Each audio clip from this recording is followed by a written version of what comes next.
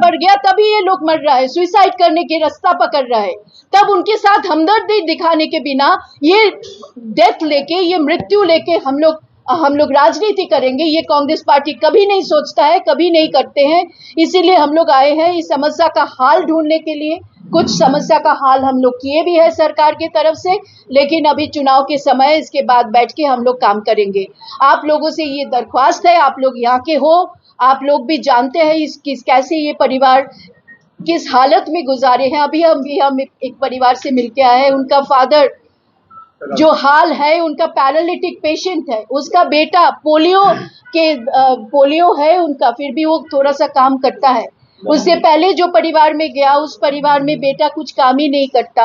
एक ही फादर था जो सोर्स ऑफ इनकम था, वो भी खत्म हो गया।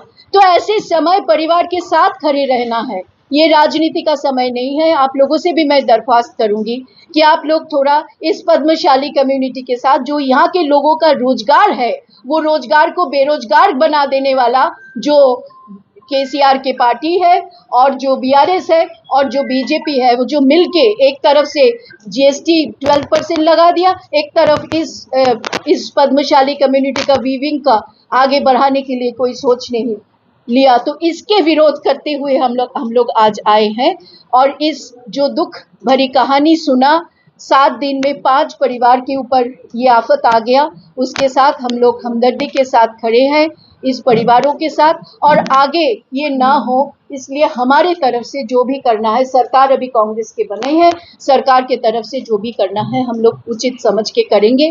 लेकिन चुनाव के समय कोड ऑफ कंडक्ट में हम कुछ नहीं बोल सकते, ना हम जुमला बोल के कुछ ऐसे बात करके जाएंगे जो हम कर नहीं सकते, वो हम नहीं करते।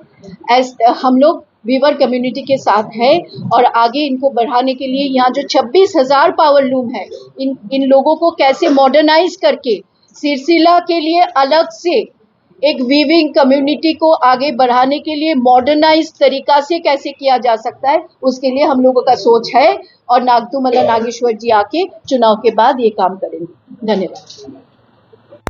వాటి పునరుద్ధరణకు సంబంధించి కేంద్రం చట్టం చేయవచ్చు, కానీ ఏది ఏమైనా ఆనాడు మేము 2004లో అధికారంలోకి వచ్చాక 2005లో మహిళా సంఘాలను తీసుకొని పబ్లిక్ గార్డెన్లో ఆ రోజు 5 లక్షల రూపాయల రుణాలు ఇచ్చినాం. ఇవాళ మళ్ళీ వడ్డీ లేని రుణాలతో ఒకవైపు నేతన్నలను ఆదుకుంటూనే నేతన్న కుటుంబాల మహిళలందరినీ సభ్యులుగా చేర్చి ఆర్థికంగా కుటీర పరిశ్రమలో ఉపాధి కలిగే విధంగా చిన్న చిన్న వ్యవస్థలు ఏర్పరిచే విధంగా ఆ సంఘాలన్నీ ఇప్పటికీ మెప్మా అధికారులు కోరాం. ప్రత్యేకమైన ప్రణాళిక తీసుకొని ఇక్కడికి వస్తారు. వాటి దయచేసి మీకు ఏ ఇబ్బంది ఉన్నా జిల్లా అధికార యంత్రాంగానికి మా నాయకత్వం ఎవరికైనా చెప్పండి తప్ప చనిపోవడం అనేటువంటిది మార్గం కాదు. దయచేసి కాంగ్రెస్ పార్టీ పక్షాన నేతన్నలకు 2 చేతులు జోడించి విజ్ఞప్తి చేస్తున్నాం, ఎవరు ఆత్మహత్యలు చేసుకోకండి, మీకు అండగా మేము ఉంటాం, మా పార్టీ ఉంటుంది, మా ప్రభుత్వం ఉంటుంది అనే మాట సందర్భంగా మనం చేస్తున్నా. అదేవిధంగా శివరాజకీయాలు మానుకొని 10 సంవత్సరాల అధికారంలో ఉన్నోళ్ళే మా మీద విమర్శ చేసేటువంటి పరిస్థితి వస్తే మిమ్మల్ని మీరు చేసిన తప్పులకు, మీరు చేసిన అప్పులకు పొలిమేరు దారి దాకా కొట్టాలి. మిమ్మల్ని మీ తప్పు ఇది, మేము సరిదిద్దే ప్రయత్నం చేస్తున్నాం, అందరు సహకరించాలని కోరుతాం. का सरकार रहा और 10 सालों में धीरे सिरसिला का क्लस्टर बंद हो गया।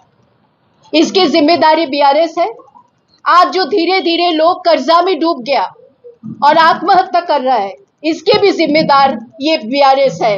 और बीजेपी पार्टी सेंट्रल में सरकार 10 साल से है, कोई भी पॉलिसी नहीं बनाया कि ये पावर लूम के लिए स्पेशल पॉलिसी करके यहाँ पे एक पार्क बना दिया, टेक्सटाइल पार्क। लेकिन ये जो क्लस्टर है पावर लूम क्लस्टर, इसको आगे बढ़ाने के लिए कोई कदम नहीं उठाया।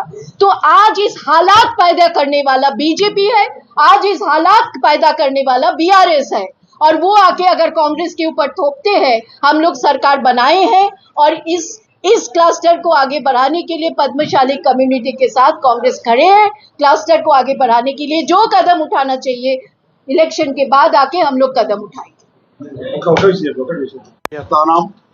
ఆనాడు కూడా మేము 2009 నుంచి 14 వరకు ఉన్నప్పుడు కూడా ఆత్మహత్యలు వద్దు, బతకడం ముద్దు అని ర్యాలీ తీసి ధైర్యం ఇచ్చే ప్రయత్నం చేసినాం. ఇవాళ కూడా శివ రాజకీయాలు చేసేటువంటి వ్యక్తులకు చెప్తా ఉన్నాం, దయచేసి రాజకీయాలు ఎప్పుడైనా ఆడుకోవచ్చు, ముందు నేతన్నలకు ధైర్యం ఇచ్చే కార్యక్రమం తీసుకుందాం. మా ప్రభుత్వం మీరు పెట్టిన బకాయిలు చేర్చే పనిలో ఉంది. వాళ్ళకు చేతి నిండా పనిచ్చే బాధ్యత మాది అని అనేక సందర్భాలు మేము చెప్పినాం. మీరు వాళ్ళని ఎంతసేపు మీకు మెదడులో ఉన్న బతుకమ్మ చీరలు మాత్రమే ఇవ్వాలనే ఆలోచనతో కాదు, ఇలా ప్రభుత్వ జీవో నెంబర్ 1 తెచ్చి ప్రభుత్వ అవసరాలకు ఉపయోగించబడే మొత్తం బట్టను తెలంగాణలో ఉన్నటువంటి అందరికి ఇవ్వడంతో పాటుగా అందులో సిరిసిల్లలోనే ఎక్కువ పని జరుగుతుంది కాబట్టి ఇక్కడ గతంలో సపోజ్ ఒక 50,000 మీటర్ల ఆర్డర్ ఇస్తే 51,000 మీటర్ల ఆర్డర్ ఇస్తాం.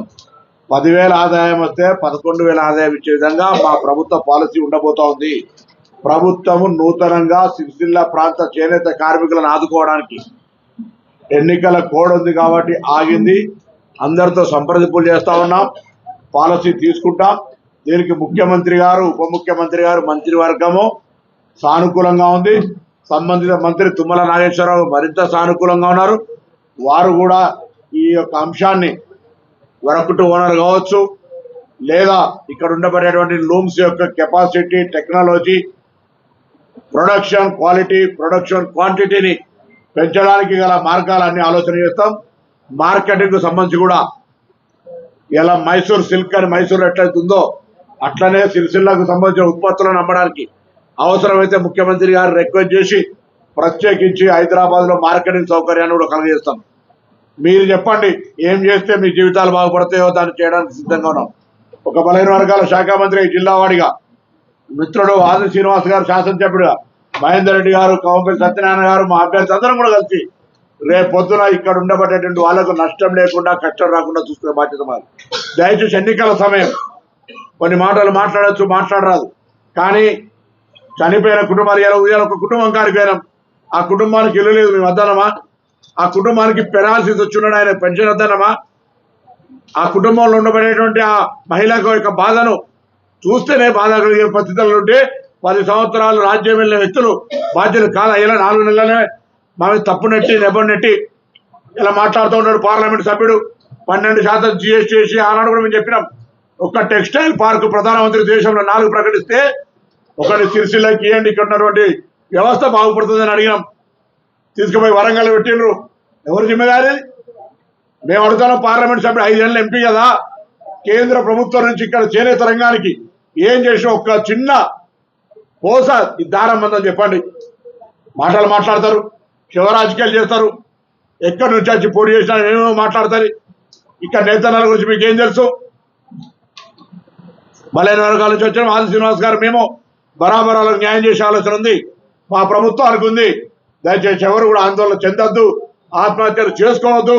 గతంలో మా 12,000 అంత్యోదయ కార్డులు ఉంటే ఎందుకు రద్దు చేశారు?